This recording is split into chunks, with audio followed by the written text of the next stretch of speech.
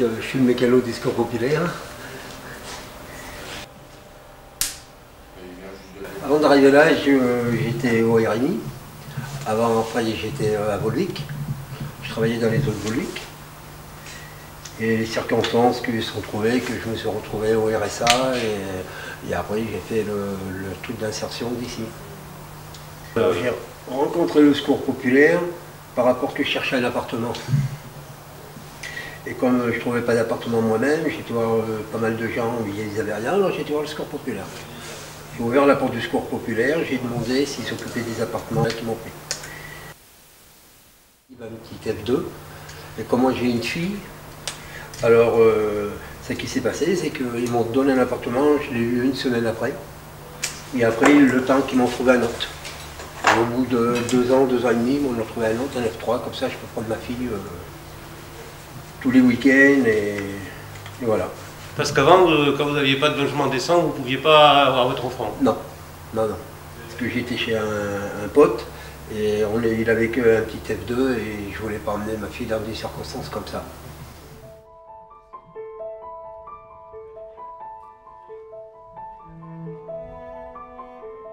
Je suis au Secours Populaire depuis 2009. J'ai commencé ici sur un stage, puis un service civique. Et maintenant, je gère donc toute la partie logement de l'association.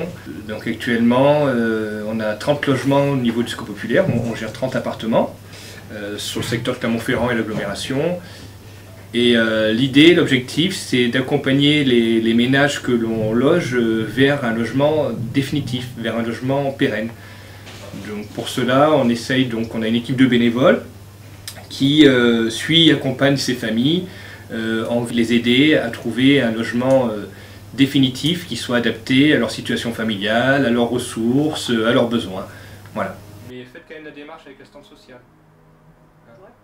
Ça vous devient de demander, de toute façon, de demander. Je connaissais pas beaucoup de gens, non, quelques-uns si.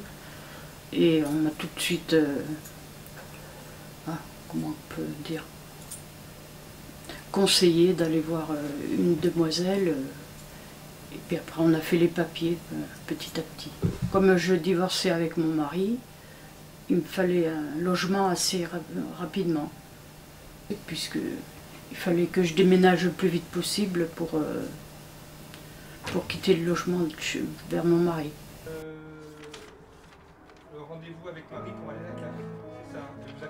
J'aime bien tous les papiers, mais enfin, il y a des trucs qu'il fallait qu'on m'aide, quoi, exactement. Et ils vous ont bien aidé? Ah oui, très bien. Même à 100%, on peut dire. Et sinon, d'être dans ce quartier, ça vous inspire quoi? Vous êtes contente? Oui, parce qu'il y a des petites mamies, je voulais un coin calme, c'est tout ce qui me va. Ici, par mon assistante sociale, elle m'a dit que le Secours Populaire recherchait des gars pour travailler en insertion. Alors j'ai donné ma candidature, j'ai été convoqué et ils m'ont pris pour un an.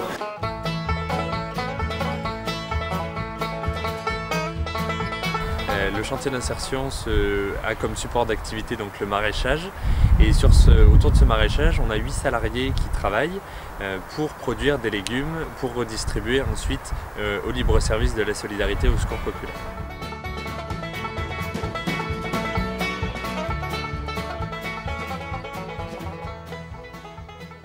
On produit pour donner aux gens qui n'ont pas trop de ressources, et c'est pour ça qu'on fait ça pour le Secours Populaire.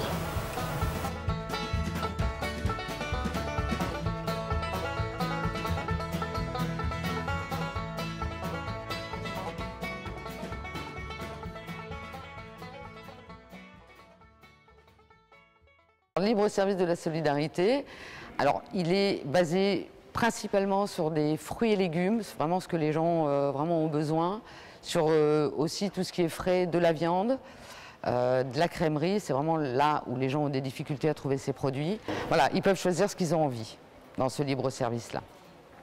En semaine, on est à peu près entre 600 et 700 familles semaine sur le libre service. Alors en volume, on doit traiter à peu près 500 à 600 tonnes de produits sur ce libre service chaque année. Ça marche. Il y a une petite participation financière pour chaque produit dans le libre service. Alors 10 centimes, 20 centimes, tout dépend du produit, mais il y a une petite participation pour la dignité des gens. Ça, c'est un principe du Secours populaire.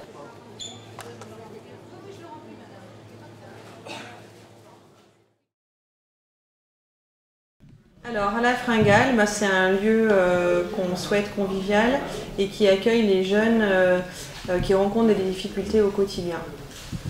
Donc avant tout on propose une aide alimentaire, des colis ou un libre service de la solidarité, mais on souhaite aussi aller plus loin dans l'accompagnement des jeunes en leur proposant des sorties culturelles, également tout ce qui est dispositif de recherche d'emploi ou de stage. Et puis les orienter en fonction de leurs besoins et de leurs difficultés, sur le logement par exemple.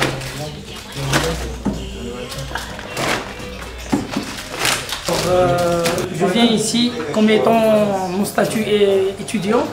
On vient ici chaque semaine pour prendre un coulier qui est en adéquation avec notre budget parce que pour le moment on ne travaille pas.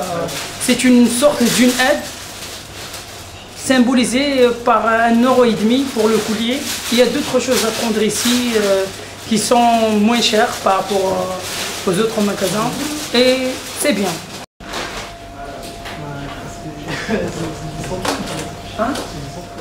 Les étudiants étrangers connaissent plus de difficultés quand ils arrivent en France du fait de toutes les démarches administratives et de leurs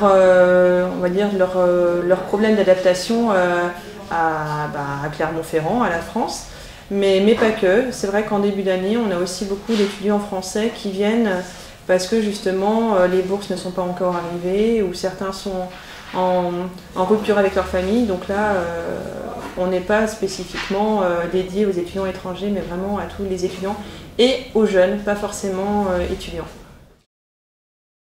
Je venais aider tous les samedis, tous les matins. J'étais aussi sur les initiatives, mais là où j'aidais le plus, c'était l'alimentaire. À l'époque, j'étais femme de ménage. C'est vrai que ce métier ne me plaisait pas spécialement. C'était un travail comme un autre, mais c'est vrai que j'avais un projet de faire une formation. Et j'ai rencontré Nicole Rouvet. Alors, je me souviens, je l'ai rencontrée au papier cadeau, justement, avant Noël. Et elle m'a posé 1 milliard de questions. Voilà, elle voulait vraiment savoir qui j'étais.